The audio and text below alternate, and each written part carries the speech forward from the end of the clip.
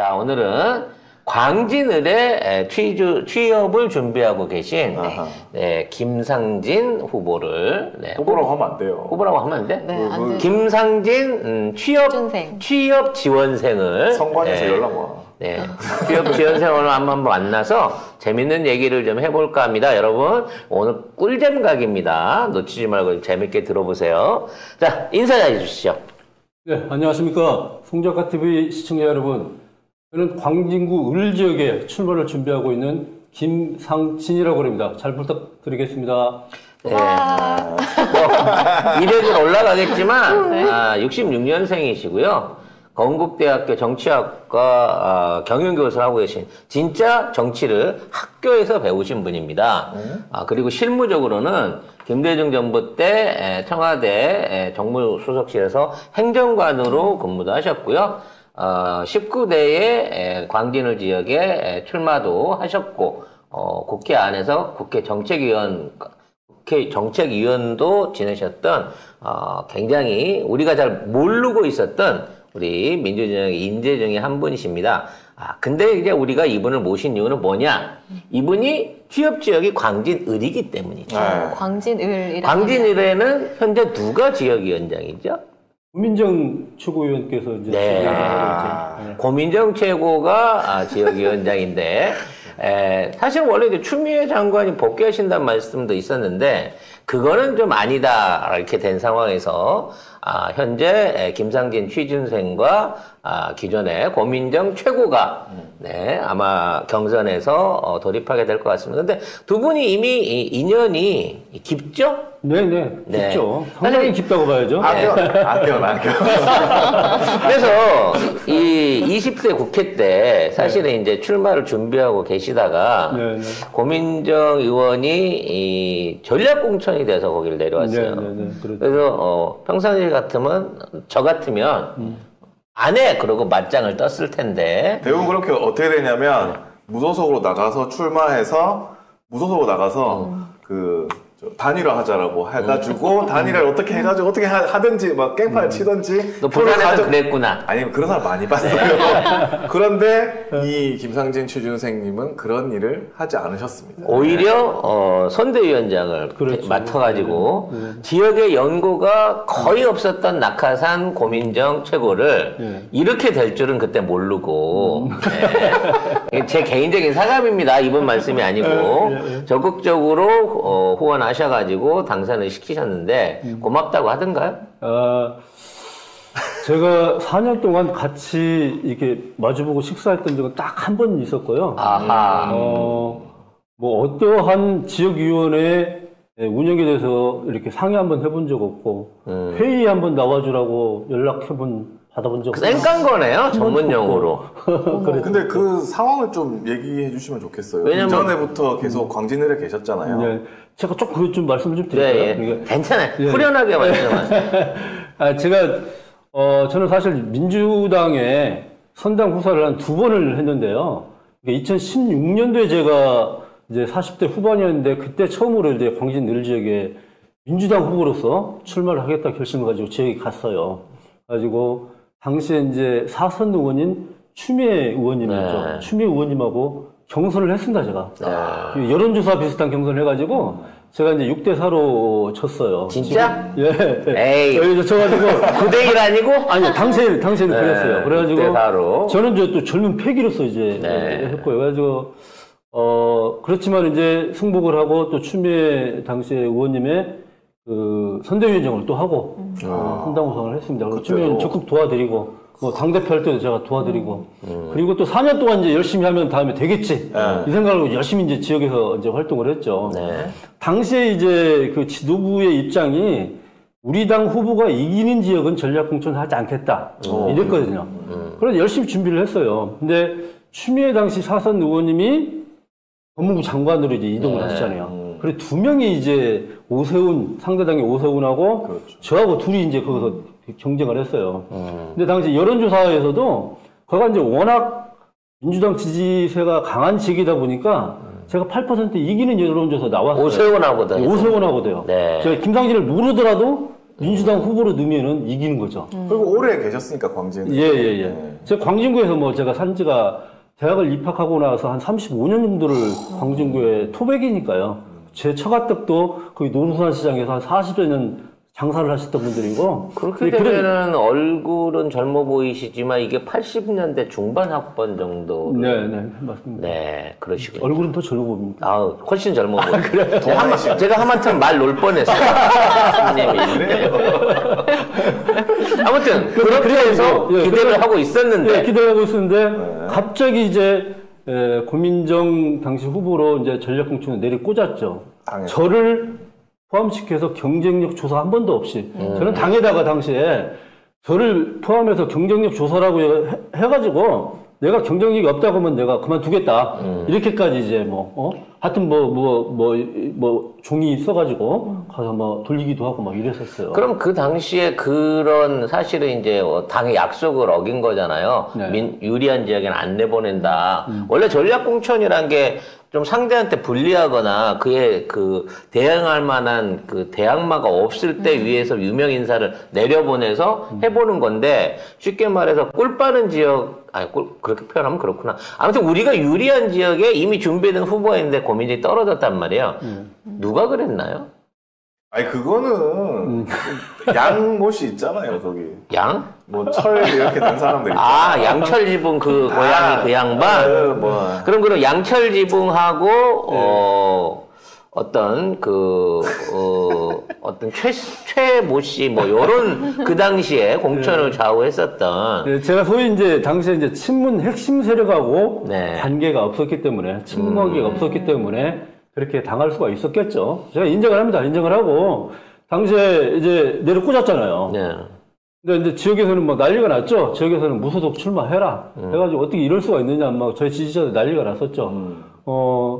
저는 이제 고심을 하다가, 저도 고심 많이 하다가, 결국에는 이제 제가 받아들였죠. 받아들이고. 수용하고. 네, 수용하고. 적극적으로 덮고. 예, 저는 이제 명분은 당시에 이제 문재인 정부가 성공해야 되니까, 제가 여기서 출마하게 되면은 다 떨어지게 되고 모두가 죽는 길로 가는 길이니까, 그거보다는 다 사는 길로 가자. 이렇게 선택을 한 거죠. 저도 정치 신인 고민정이 당시에 압도적으로 당선이 될 때, 이 양반이 내가 생각한 것보다 청와대에서 일한 것 때문에 표가 많이 나온다라고 생각했는데, 절반 이상은, 우리 김상진 취준생이 당시에 도와드린 건데, 선대위원장까지 네, 하면서 4년 동안 예. 밥 한 끼도 못 먹었다. 요런 얘기네요. 한 끼 먹었다. 한 끼 먹었습니다. 팩트는 한 끼 먹었습니다. 네. 그래서 당시에 이제 고민정 후보가 이제 지역에 와가지고 전략공천을 받아가지고 와가지고 사무실도 얻지 못하고 있을 상태였어요. 네. 이게 마땅한 장소도 없고 또 저는 이제 제 사무실이 걸려 있고 막 이러다 보니까 사무실도 못 얻고 있었는데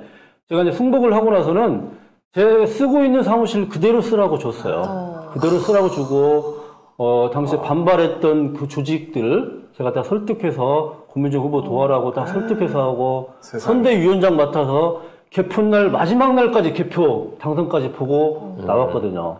근데 다음날 저는 처음으로 저한테 전화가 올 줄 알았어요. 고맙다. 근데 양철 지붕에다 전화를 했군요. 그렇지 거기도 안 했을 수도 있어요. 내가 잘났네 이랬을 수도 있어. 아무튼 아니 근데 당시에 고민정 후보가 압도적으로 이기지 않았어요. 2,800표 차이로 근소하게 이겼어요. 근소하게 이겼습니다. 아주 근소하게 이겼거든요. 만약에 제가 무소속 출마를 하였거나 그러면은 표 갈라졌죠. 뭐 저는 이 결과는 뭐 장담할 수가 없는 결과였죠. 자, 그런 토대 하에서 일어난 고민정이 지금 이제 최고위원 자리까지. 그러니까 그렇죠. 지난 4년 동안 엄청 출세한 거예요, 고민정은. 과연 이게 이 사람의 정치적 역량인지 의심스럽기도 하고, 지금도 아무래도 채소가게 여주인 같은 느낌으로 버릴 수가 없는데, 지금, 이 상황에서, 김상진 후보가 고민정 후보하고 앞으로 맞서게 된다고 치면, 네. 어떤 각오로 이번 선거에 임하실 건지, 거기에 대한 말씀 먼저 살짝 들어보고 싶네요. 그러면 고민정 이제 의원께서 정치를 잘하고 있다면 제가 나올 수가 없었겠죠. 제가 나올 수 있는 명분도 없고요. 그렇잖아요. 이제 네. 초선 의원이고 당의 지도부고 정치를 잘한다면 나올 수가 없었겠죠. 저도 고민을 참 많이 했습니다. 올 5월 달에 이제 금융권 기업에 있다가 나와가지고 내년 총선을 어떻게 해야 될지, 임해야 될지 이런 생각들 고민들 많이 했는데 그러다가 제가 이제 결심을 하게 된 게 당에 이제 정치개혁 혁신안이 나왔잖아요. 소위 말하는 김건 혁신안이 나왔을 그렇죠. 때 예. 바로 다음날 고민정 의원이 반대 딱 했잖아요. 지도부가 그 혁신 위를 만든 지도부가 바로 혁신을 내자마자 바로 반대를 했잖아요. 저는 이걸 보고 이건 아니다. 이게 뭐 대의원 제도나 뭐 이런 거에 대해서 그렇죠. 대의원 1인 1표 예. 이런 것들을 정면으로 반대를 했잖아요. 지가 뭘 한다고? 초선인 주제에. 아니 누가 전화했겠지 또 뭐. 그 전까지는 정치에 대해서는 조직이라든지 이런 거에 대해서는 1도 모르면서 네. 뭐 얼마나 대단한 전문가라고 그거 지가 하려고 까고 최고위원 나서. 간 건데 뭐 자기 역할을 하는 거지. 그러니까 이런 이제 정당 개혁에 대한 개혁적이지 못하고 언론 개혁에 있어도 뭐 언론 중재법 같은 것도 좀 반대를 했잖아요. 언론 개혁에서도 여러 가지 이제 비개혁적인 모습들 그리고 소위 말하는 또 이제 지금 당 대표인 이재명 대표에 대한 지지 어떤 그런 세력이 아니라 소위 말하는 비명계 활동을 하고 반명 비명계에 예. 거의 남아있는 가장 대표적인 예. 끝까지 안 나갈 것 같은 수박 중에 야채 중에 하나죠. 예. 이런 모습들을 보고 이건 아니다. 이번에 내가 출마를 해야 되겠구나. 결심을 했습니다. 그게 그렇게 오래되지 않았습니다. 제가 오래되지 않았고, 이제 지역에서 지금 이제 사무실을 막 계약을 했고요. 이제 막 준비를 하고 있고, 저는 이제 지역에 많이 계시는 이제 권리당원 여러분들도 이제 이런 부분들을 아실 거라고 생각이 들고요. 그리고 이런 이제 고민정 의원의 어떤 반개혁적인 부분들, 이런 부분들에 대해 대안으로서 김상진을 지지해 주실 거라고 저는 믿고 있습니다. 네, 저도 뭐 지금 공천 개혁이 이루어지고 정당한 경선만 이게 이루어질 수 있다고 치면 뭐 지역에 있는 분들이 오히려 김상진 우리 취준생을 더 높이 평가해 줄 거라고 더 익숙하게 이해해 줄 거라고 봐지는데요. 일단 그거는 이제 본격적으로 그 경선 이후의 얘기고 이제 이력이라 그럴까요? 지금까지 걸어오신 어떤 행보를 더듬어 보는 차원에서 몇 가지 좀 여쭤보겠습니다. 김대중 정부 때 정무수석실에서 행정관을 하셨다고 했는데 네, 어떻게 해서 거기는 들어가시게 된 건가요? 제가 이제 정치를 처음 접하게 됐던 게요. 이제 대학에서는 이제 정치 외교학과를 나왔지만은 처음 접하게 된 게 김대중 대통령의 그 아태재단을 만들었잖아요. 김대중 대통령이 이제 영국에서 귀국해가지고 아태재단을 만들어서 정치 복귀를 준비하고 있을 텐데 이때 이제 제가 아태재단에서 실무자로 이제 결합을 하게 됐어요. 아, 그럼 뭐 선거되고 당선되고 청와대 들어간 게 아니라 아태재단 설립 당시부터 김대중 대통령 같이 일하신 거네요. 예. 당시에 거기에 이제 선거 기획단 형식으로 공개되지 않은 선거 기획단 형식으로 만들었는데 그 당시 이종찬, 이강래 의원, 이런 분들이 이제 거기 이제 기획단을 만들고 있었는데 다 잊혀진 사람들이네요. 네, 잊혀졌죠. 지금은 잊혀진 분들인데 하여튼 당시에 거기서부터 저는 정치를 배우기 시작해가지고 김대중 대통령과 저의 일화 속에서는 김대중 대통령이 공부를 참 많이 하시거든요. 아침부터 저녁까지 막 이렇게 전문가들 초빙해서 막 듣고 공부하고 이러거든요. 노트에다 막 필기해요, 이분이. 저는 옆에서 녹음하고 뭐 이거 이제 풀어쓰고 뭐 이런 이제 실무자 역할도 하고 그랬던 기억도 있습니다. 그럼 그 당시에 이제 뭐 동교동계라고 불리던 김대중 대통령을 따랐던 정치 세력들이 사실 지금은 저쪽에 가 있거든요. 많이 넘어가 있단 말이에요. 많이 넘어가 있습니다. 네. 예, 맞습니다. 그 원인이라 그럴까요? 아니면 그렇게 하냐면 김대중의 사람들이 윤석열을 지지한다는 우리는 상상도 못할 그림인데 이 솔직하게 자아 비판 같은 느낌으로 왜 김대중의 후계 정치인들은 지금 이 상황이 와 있을까라는 부분에서 해주실 수 있는 말씀이 있을까요? 박근혜, 윤석열 이렇게 다 넘어갔죠. 순차적으로 쭉. 맞아요. 참 안타까운 부분들인데요. 이게 이제 김대중 대통령 하면은 진짜 불굴의 정치인이시잖아요. 사형 죽을 고비를 5번이나 넘기면서도 우리나라 민주화 투쟁에 대한 열의를 놓지 않았었고요. 그리고 뭐 군부 독재 정권에서 여러 가지 회유에 여러 가지지만은 그게 넘어가지 않았고요. 이게 지조와 신념을 지켰던 정치인인데 이제 김대중 대통령을 따랐던 정치인들이 소위 말하는 이제 그런 군부 독재 세력의 후에 그런 사람들하고 이제 넘어갔다. 이것은 사실 김대중 정신을 모르는 사람들이죠. 그리고 몸에 체화되지 않은 사람들이라고 생각이 들고요. 입으로만 김대중 정신을 얘기하는 그런 정치인들이라고 생각이 들고요. 안타까운 부분들이죠. 지금도 사실은 뭐 그렇지만은 모두가 넘어가고 그런 건 아니고요. 그래도 김대중 정신을 이어받고 이렇게 하려고 하는 그 정치인들은 많이 있습니다, 지금. 네, 꼭 김상진 취준생께서 나중에라도 정치적으로 어떤 자리를 잡으시면 그 후회로서의 어떤 그 자존감을 빛내주시기 바라겠습니다. 그 당시에 이제 정무수석실에서 일하셨다 그러면 그 당시에 좀 복잡했잖아요. DJP 연재도 있고 막 이회창의 그 신한국당이랑 또 뭔가 또 그 교섭이나 이런 것들을 하는 걸 담당을 하셨을 텐데 그 당시에는 어떻게 여야나 어떤 계파 간의 대화나 협업이나 아니면 뭐 그 법안을 놓고 그 조정을 하거나 이런 그 대화의 움직임이 활발했었나요? 그럼요.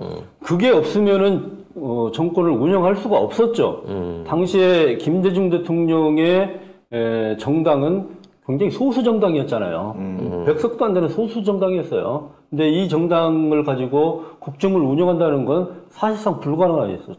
그래서 DJP 연합으로 했고 김종필 충청도 지역 기반을 가지고 있는 김종필 세력과 연대를 했고요. 또 결국에 가서는 이인재 세력과 또 합당을 하게 된 거죠. 국민신당이었던가 그런 당으로 저 기억하는데요. 합당을 해서 어느 정도 규모를 갖지만 그래도 여소야대였죠. 그래서 당시에 정치를 하는 분들은 야당도 여당이었지만 야당의 의원들도 되게 많이 만났어요. 그리고 설득하고 저녁에는 가서 소주 한잔 하면서 얘기도 하고 이런 게 일상이었죠, 사실은. 근데 지금 정부는 전혀 야당하고 얘기를 할 생각, 아니 지들끼리도 얘기를 잘 안 하는 것 같은데 이래가지고 국정이 제대로 돌아갈 수 있을까요? 지들이 소수당인데? 저는 참 그래서 한심해요. 이제 이 윤석열 정부는 뭘 하려고 하는 정부인지를 모르겠어요. 자기들 그냥 생각대로 자기들 말 안 따르면은 다 무시해버리고 뭐 이건 국정 운영이 아니죠. 이건 그냥 어떤 동네 건달이 그냥 주위에 자기 그냥 자기 세력들 유지하는 그런 정도의 성격 같아요. 그러니까 사실은 국정 운영을 하기 위해서는 야당을 만나야죠. 야당을 만나서 설득하고 특히 지금 거대 야당이잖아요. 거대 야당을 설득하지 않고서 어떻게 국정 운영을 할 수가 있겠어요. 당시에도 김대중 대통령 때는 지금 대통령의 법률안 거부권 있잖아요. 한 번도 행사해 본 적이 없어요. 김대중 정권 5년 동안 대통령의 법률안 거부권을 한 번도 행사해 본 적이 없어요. 이게 지금은 그냥 뭐 국회에서 법률 개정해서 올리면은 그냥 거부하고 있잖아, 계속. 안 한 거가 없잖아, 드물어. 아예 국힘에서 거부권을 신청을 해. 해달라고 요구를 해. 당연히 거부해주겠지. 그러면서 이번에도 이제 노란봉투법이나 방송선법 같은 거면은 당연히 거부해주겠지. 이러면서 필리버스터도 안 하잖아요. 이러니 국정 자체가 지금 식물 상태로 갈 수밖에 없는 거 아니겠습니까? 그렇죠. 그래서 본인이 이제 정치개혁 특위에도 몸을 담으셨고 정책연구원도 정책연구원에서도 계셨고 앞으로 이제 정치개혁에 대한 꿈을 많이 갖고 계시다고 들었는데 자 일단 우리나라 정치가요 이렇게 그 기득권 정치 개파 정치, 지역주의 정치, 고비용 정치 이런 것들에 대한 폐해가 지적된 지가 오래됐거든요. 그럼요. 그리고 개혁하겠다고 한 지도 오래됐어요. 맞아요. 안 되고 있는 근본적인 이유가 뭡니까 전문가로서? 저도 이제 한 30년 동안 우리나라 정치를 지켜봤고 직접 참여도 해봤고 그런 사람인데요. 뭐 그렇게 변한 게 없어요. 30년 전이나 지금이나. 이런 근본적인 요인은 고양이한테 생선을 맡겨놨기 때문에 그래요. 이게 정치 개혁의 아젠다를 갖다가 국회의원들한테 개혁하라고 그러니까 개혁의 대상자들한테 개혁하라고 하니까 이게 개혁이 되겠어요. 늘 그거네요. 네. 혁신해야 될 세력들이 혁신위에 대가리를 하려고 하는 게 이게 문제인 거네요. 그렇죠. 우리나라 지금 정치개혁 특위를 구성하잖아요. 정치개혁 특위에서는 뭐 정당법이나 공직선거법을 이제 개정할 수 있는 정치개혁 특위를 만들어서 이제 하는데 이 정치개혁 특위 위원이 다 현역 국회의원들만 하고 있어요. 그러니까 현역 국회의원들이 무슨 내용을 이제 서로가 논의를 하다가 서로 이제 정당 간에 이제 당략에 의해서 할 거 아닙니까? 네. 이익이 되는 중, 이게 논의가 합의가 안 되죠. 그러면 그냥 막판까지 가는 겁니다. 그러다 막판까지 가서 자기들 정당끼리 나눠 먹을 것은 나눠 먹고, 이게 나눠 먹을 게 합의가 안 된다. 그러면 그냥 유야무야 되고 끝나버리는 거죠. 그럼 어떻게 해야 돼요, 그러면 이 상황? 저는 이 정치개혁 특위를 국회로부터 독립시켜야 한다고 봐요. 국회로부터 독립시킨다는 것은 지금의 이제 국가인권위원회나 국가권익위원회 이런 게 이제 독립되어 있는 기구잖아요. 독립되어 어디로부터도 간섭을 받지 않는 이제 독립된 기구로 이제 존재하잖아요. 대한민국에서 검찰한테만 간섭을 받고 있다. 기구들이. 네, 추천도 이제 대통령도 추천하고 국회도 네. 추천하고 막 이래가지고 이제 중립적으로 이제 구성을 하려고 하잖아요.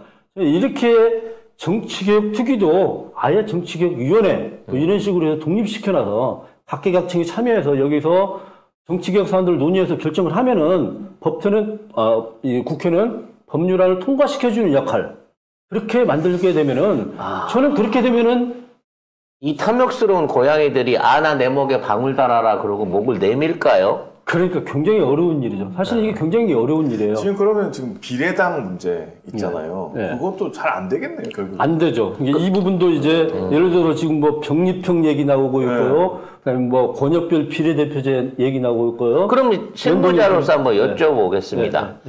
지금 있는 권역별 연동형 뭐 여러 가지 다 나오고 있는데 지금 이제 오히려 민주당은 지금 연동제를 갖고 가려고 하는데 국진당은 야 옛날로 그냥 가자라고 얘기를 하고 그거를 지금 토론하고 있다고 하거든요. 어떻게 결론이 날 것 같고 사실상 정치 참여를 위해서 가장 좋은 대안 본인이 생각하시에 그건 어떤 형태라고 생각을 하세요? 저는 형태는 뭐 권역별 비례대표제 형태도 저는 괜찮다고 봅니다. 우리나라 정치 현실 속에서는 왜냐하면 우리나라는 지역 구도가 너무 뚜렷하기 때문에 예를 들어 영남에서도 민주당 후보가 나올 수 있게끔 만들어주고 많이는 아니더라도 하여튼 정당 투표의 비율대로 받을 수 있게끔 만들어주고 호남에서 뭐 국민의힘 나올 수 있게끔 만들어주고 권역별 비례대표 형태도 좋다고 봅니다. 조금 현재는 이제 비례대표 47석을 갖다가 30석은 연동형으로 하고 17석은 이제 정당 투표를 많이 받은 정당도 가져갈 수 있게끔 하는 거잖아요. 지금 이제 연동형은 정당 지역구 의석을 많이 받은 그 정당은 비례대표를 못 받게 만들어 놓는 거잖아요. 그렇죠? 근데 병립형은 상관없이 똑같이 받는 거예요. 그래서 정당 투표를 많이 받는 정당이 그냥 비례대표 가져갈 수 있게끔 예전의 방식이겠죠. 예전의 방식 47석. 그 두 개를 지금 협의를 보고 있는데 국짐은 병립형을 가고 있는 거고 민주당은 연동형을 가고 있는 건데 여기 따라서 이제 앞으로 신당들이나 뭐 정치 지형들이 막 갈 것 같거든요. 어떻게 끝날 것 같으세요?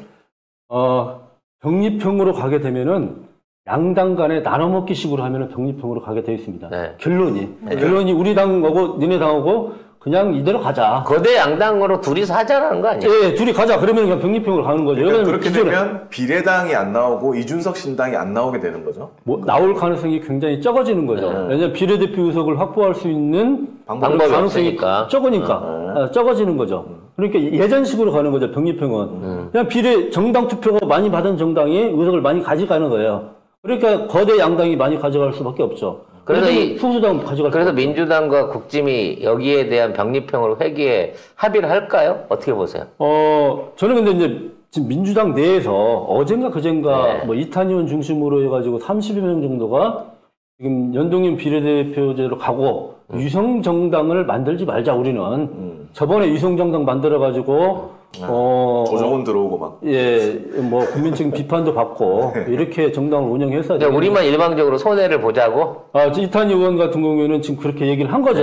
그래가지고 제3의 정당들을 많이 나올 수 있게 만들어져가지고 우리의 우군이 되는 정당이 많이 만들어지게 되면은 어차피 똑같은 거 아니냐. 우리가 150석 이상의 정당을 민주당이 가지고 우군의 정당들이 많이 만들어지게 되면은 200석 이상의 정당도 실질적으로는 가질 수가 있는 거 아니냐. 이게 이제 이탄 의원 생각인 것 같은데 저는 그렇게 여기에는 그렇게 동의하기가 좀 힘든데. 좀 이상적인 생각이죠. 그건 뭐냐면 아까 지적하신 것처럼 양당 이외에 새로운 어떤 대안당들이 나왔을 때 그 대안당들의 그걸 뭐라 그러나 그 정체성이라 그래야 네. 되나? 그렇죠. 이거를 보장받을 수가 없죠. 조정원 같은 놈 나오면 어떡하냐고.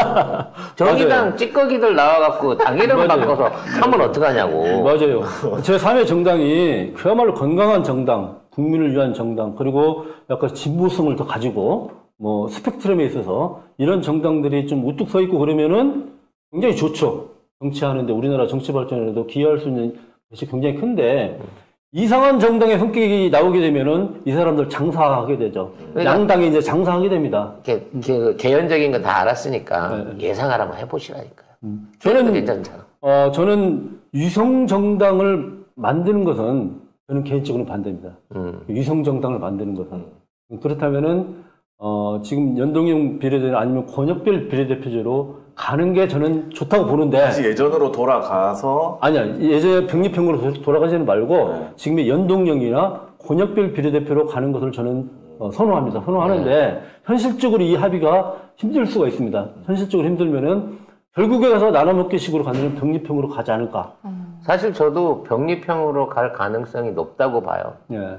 물론 민주당 안에서 이제 그 도의적인 면에서 이런 얘기들을 할 수 있는 저기가 있겠지만 왜 약속을 안 지키고 원래대로 돌아가느냐라고 얘기를 할 수 있겠지만 워낙 국짐이 준석이가 싫어서 강력하게 원하고 있기도 하고 그렇지. 우리 민주당 입장으로서도 현재 그 제3의 대한당을 내지 못하는 상황이라고 치면 이 병립형 회기를 결정할 가능성이 높다고 봅니다. 그리고 그래야 우리가 200석 또는 180석 이상을 갈 수 있는 방법이 그쪽에 있지 않나라는 생각도 들긴 하는데요. 일단 그거는 양당 합의를 좀 지켜보고 날 일인 것 같습니다. 네. 자, 마지막으로 이제 국회의원으로서의 길을 가시려고 하는, 아직 취준생은 멀었지만, 네. 뭐 몇 단계를 가야 되지만, 본인이 생각하시는 출마의 변이라 그럴까요? 네, 이 길에 들어서게 되신 이유, 목적, 어떤 정치를 하겠다. 간단하게 한번 설명을 해 주시기 바라겠습니다. 네, 저는 이제 30년 동안, 청와대, 국회, 국정원, 그리고 금융권 기업에서, 기업의 경험까지 사실상 한 30년 동안 국회의원을 준비했다고도 뭐 과언이 아닙니다. 그러니까 우리나라 정치의 발전 과정, 그리고 우리나라 정치의 개혁의 내용들, 이런 것들을 저는 누구보다 잘 알고 있다고 생각이 들고요. 저는 국회의원이 되게 되면은 우리나라 정치 한번 바꿔보고 싶습니다. 아까도 방금 전에도 말씀드렸다시피 우리나라 정치 개혁에 근본적으로 어떻게 변하게 만들어야 되는지 이 부분들을 제가 이제 광진은 김상진이라는 유튜브도 저한테 있는데 제가 거기에 이제 쇼츠로 매번 지금 정확하게 이름이 뭐라고요? 광진은 김상진. 광진은 김상진. 왜 그러냐면 김상진 TV 그러니까 이 보수 빨간 맞다. 뭐 이 친구가 그냥 계속 나오는 거예요. 그 친구가 우리 고발도 했어요. 지금 재판 중입니다. 네. 그래가지고 이름을 광진은 김상진 이렇게 만들었습니다. 광진을이 아니라 네, 광진은 김상진이고요. 예. 네, 광진은 김상진 TV에 지금 김상진 취준생의 정치적인 앞으로 포부와 뭐 여러 가지 경험들 그리고 각오들이 나와 있다고 하니까 혹시라도 광진을 사시는 그쪽에 주민으로 사시는 분들은 광진은 김상진 TV 한 번씩 한번 봐주시기 바라겠습니다. 자, 일단 오늘은 취준생 압박 면접이었는데 생각보다 무대본인데도 불구하고 대답을 스무스하게 잘 해주셨어요. 네. 저도 사실 오늘 뭐 질문지 한 장 없이 오면서도 도대체 무엇을 질문할 것인지 아무 얘기도 없이 그냥 와서 앉아가지고 지금 바로 시작. 그것이 압박 면접인 거고요. 저희가 늘 그렇게 합니다, 지금. 이게 이제 여기에서 이제 정말 이 날것의 인터뷰를 들으신 애청자분들이 그 사람 한번 더 보고 싶어요 해야 다음 출연 기회가 생기는 겁니다. 우리 연습생 뽑는 것보다 혹독하거든요. 근데 이미 지금 오늘 말씀하시는 거 보니까 괜찮겠네요. 아니 왜냐면 다른 광진을에 두 분밖에 없잖아요. 그러니까 선택지가 이게 프리미엄이 있어요. 야채 가게 프리미엄이라고. 사람들이 기본적으로 너무 야채가 먹기 싫어서 이번에는 꼭 고기를 먹겠다고 하시는 분들이 광진에 많이 살고 계시기 때문에 오히려 뭐 경선에서만 공정한 경선만 치르실 수 있다고 보면 본선 진출력은 모르겠고 경선에서는 저는 월등하게 유리하실 것 같아요. 본선은 정말 누구보다 자신 있습니다. 본선은. 본선은 제가 뭐 지역적 기반뿐만이 아니라 제가 그 지역의 출신 대학을 나왔고 뭐 하여튼 제가 이제 본선에 만약에 나가게 되면은 어떤 후보보다 확장력은 더 있을 거라고 봅니다. 지금의 김상진하고 공천받은 김상진하고는 또 다릅니까? 뭐 엄청 저는 다를 거라고 생각하고요. 본선은 자신이 있고요. 경선에 있어서 문제가 이제 출퇴근하시는 분들, 또 우리 권리당원분들 이런 분들이 누군지를 전혀 몰라요. 그러다 보니까 제가 접촉할 수가 없어요. 알릴 수 있는 방법도 없고요. 심지어 지금 고민정은 지역위원장 이름으로 지하철역마다 자기 프레카드를 걸고 자빠졌는데. 그러면. 네, 지금 지금 아직 후보 등록도 받지 않고 있는 상대라. 그러면. 지금 지역민들한테 얼굴을 알리실 수 있는 방법이 없으시잖아요. 없어요. 이런 게 다 사실은 불공정한 그렇죠. 네, 그렇죠. 시스템인 거죠. 그렇죠. 그래서 송작가 TV 이게 시청하시는 시청자 여러분들께서 좀 많이 도와주셔야 될 것 같아요. 아마 광진 을에 살고 계신 분들은 꼭 알아봐 주시고 네, 응원 말씀 주실 걸로 생각하고요. 아직까지 기간이 머니까 또 다음번 시간에 또 이런 대화들, 좋은 의견들 들어보도록 하겠습니다. 네, 고맙습니다. 네, 오늘 갑작스러운 압박 면접 임해주셔서 감사합니다. 조심히 돌아가십시오. 네, 고맙습니다. 고맙습니다.